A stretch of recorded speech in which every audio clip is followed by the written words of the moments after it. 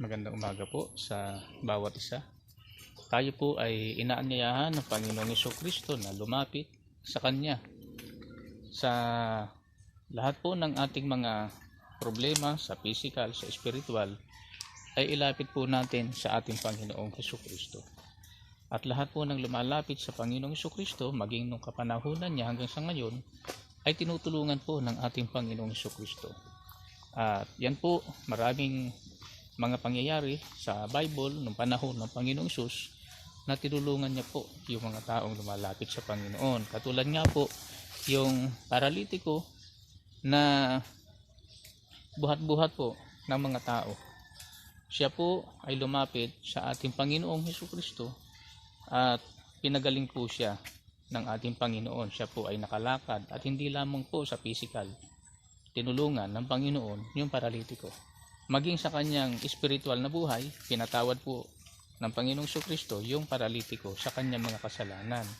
At ganoon din po yung kasamang nakapako doon sa krus, yung isa po ay tumawag, kumilala sa ating Panginoong Jesucristo na, Panginoon, alalahanin mo ako kapag naghahari ka na. At yun po ay dinala ng ating Panginoong Jesus sa paraiso. Kaya nga ang sabi ng Panginoong Hesus, ngayon din ipagsasama kita sa paraiso.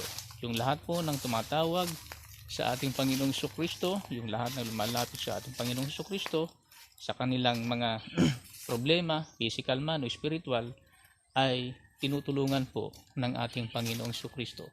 Dahil ang ating po Panginoong Jesucristo, siya po yung ating tagapagligtas sa mundong ito at sa darating, sa physical o temporal at sa eternal. Ang Panginoong Jesucristo po ang tutulong sa atin. Dahil ang Panginoong Jesucristo po, siya po yung ating tagapagligtas. At yun din po sinasabi sa aklat po ng Mateo.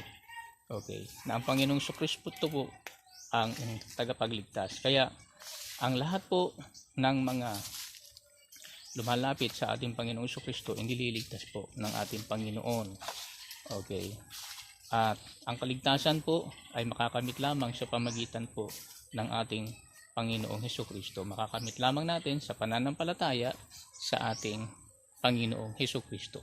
So wala pong anumang bagay sa mundong ito na makapagliligtas sa atin kundi ang ating Panginoong Hesukristo. Kaya siya lamang po ang ating tatawagan, siya po ang ating lalapitan, sa Kanya po tayo susunod, sa Kanya po tayo mananalig.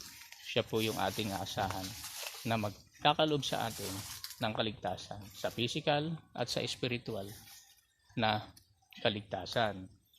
At nais po ng Panginoon, kapag tayo lumalapit sa Kanya, sundin po natin yung Kanyang mga salita. Sundin natin yung Kanyang mga utos at tayo po ay tutulungan ng ating Panginoon. Kung ano po yung kalugod-lugod sa ating Panginoong Jesucristo, kung ano po yung kalugod-lugod na ipinapagawa sa atin, ay gawin po natin. At nang sa gayon, tayo po ay patuloy na samahan ng ating Panginoon. At sa mundong ito po ay napakadaming mga tiisin ng tao sa buhay. Kaya patuloy po tayo, lumapit po tayo, tumawag tayo, manalangin tayo araw-araw sa ating Panginoong Jesucristo. Magtiwala po tayo na tayo po ay tutulungan ng ating Panginoong Jesucristo. Magandang araw po at salamat po sa ating Panginoon. God bless po.